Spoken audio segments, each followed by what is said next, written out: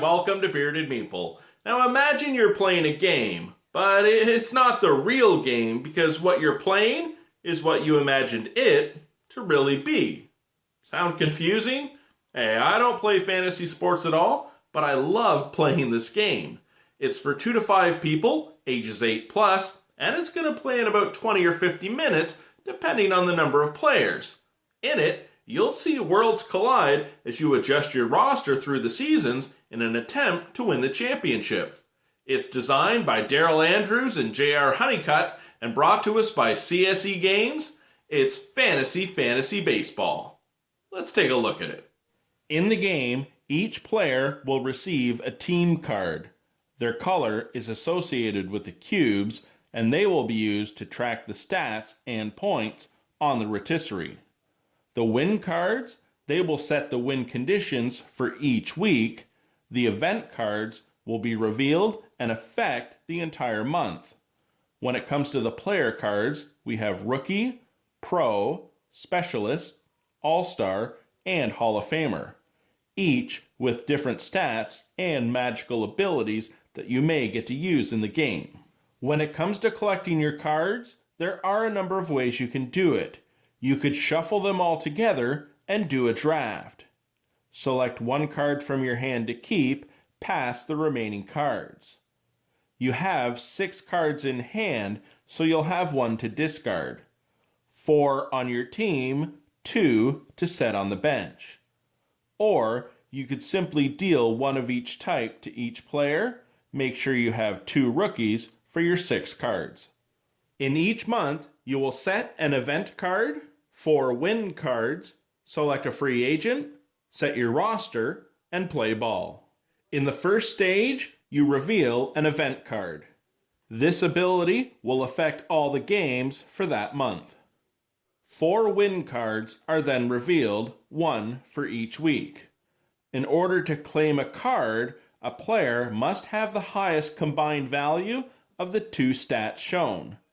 All other players may have an opportunity to adjust stats on the rotisserie based on values on their card associated with the colored cubes.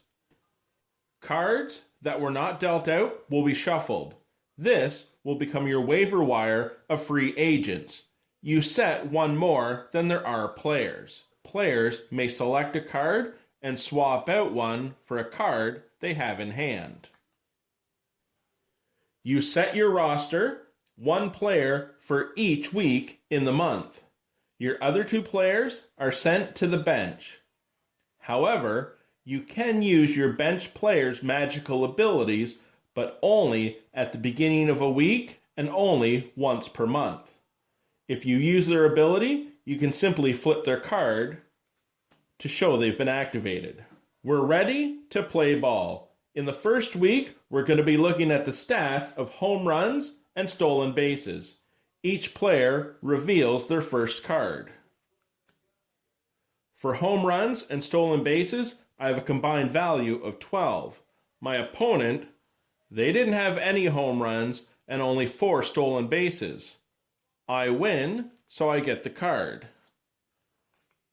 But remember, any opponent, if they have numbers on those stats, they'll get to move up 1 on the rotisserie board. Based on the cubes, my opponent had no runs and no RBIs, as there's no number associated with the icon, so they're not able to adjust the tokens on the rotisserie. But let's say, for instance, they had a 3 beside the RBI.